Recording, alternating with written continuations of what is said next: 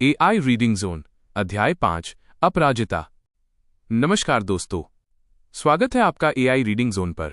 आज हम एक ऐसी कहानी सुनने जा रहे हैं जो आपके रोंगटे खड़े कर देगी और आपको ये एहसास दिलाएगी कि हार मान लेना कभी कोई विकल्प नहीं होता। आज का अध्याय है अपराजिता। ये कहानी है एक ऐसी महिला की जिसने नियति के क्रूर प्रहारों को अपने साहस से मात दी। चलिए इस प्रेरणादायक सफर की शुरुआत करते हैं। अध्याय 5 अपराजिता। लेखिका शिवानी जी बताती हैं कि कभी कभी नियति हमें ऐसे घाव देती है जिसे सहना नामुमकिन लगता है, लेकिन कुछ लोग उन घावों को ही अपनी ताकत बना लेते हैं। ऐसी ही थी डॉक्टर चंद्रा। नियति का क्रूर प्रहार।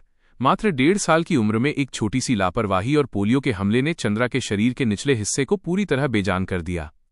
गर्दन के नीचे का उनका पूरा शरीर निर्जीव था। किसी भी साधारण इंसान के लिए यह जीवन का अंत होता, लेकिन चंद्रा के लिए यह एक नई लड़ाई की शुरुआत थी। मां का त्याग, श्रीमती सुब्रमण्यम। यहाँ कहानी में एक और महान व्यक्तित्व का जिक्र आता है, उनकी मां श्रीमती सुब्रमण्यम। जहां डॉक्टर कह चुके थे कि बच्ची कभी खड़ी नहीं हो पाएगी, वहां उसकी मां ने हार नहीं मानी। 25 साल तक उस मां ने अपनी बेटी के साथ एक तपस्वी की तरह जीवन बिताया। वे चंद्रा की कुर्सी को थामे रहती, उसे स्कूल ले जाती और उसकी हर जरूरत को अपनी जरूरत बना लिया। अदम्य इच्छा शक्ति और सफलता। चंद्रा की प्रतिभा अद्भुत थी। जब उन्हें मेडिकल कॉलेज में दाखिला नहीं मिला क्योंकि उनका निचला धड़ काम नहीं करता था, तो उन्होंने निराश होने के बजाय माइक्रोबायोलॉजी को चुना। अपनी व्हीलचेयर पर बैठे बैठे उन्होंने घंटों लैब में बिताए और अंत में कठिन परिश्रम से पीएचडी की उपाधि हासिल की।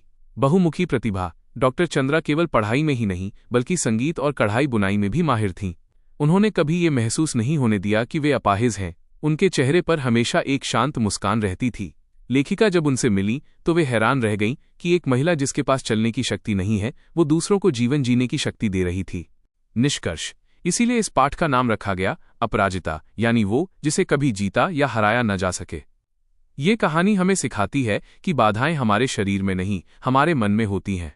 अगर हौसला बुलंद हो तो आसमान भी छोटा लगने लगता है। दोस्तों, डॉक्टर चंद्रा की ये कहानी हमें सिखाती है कि शिकायतें करना छोड़िए और जो आपके पास है उसी से अपना इतिहास रचिए। उम्मीद है ये वीडियो आपको पसंद आया होगा। अगर आपको डॉक्टर चंद्रा और उनकी मां का संघर्ष प्रेरणादायक लगा तो इसे अपने दोस्तों के साथ शेयर करें। अगले अध्याय के लिए एआई रीडिंग जोन को सब्सक्राइब जरूर करें। पढ़ते रहिए, बढ़ते रहिए। धन्यवाद।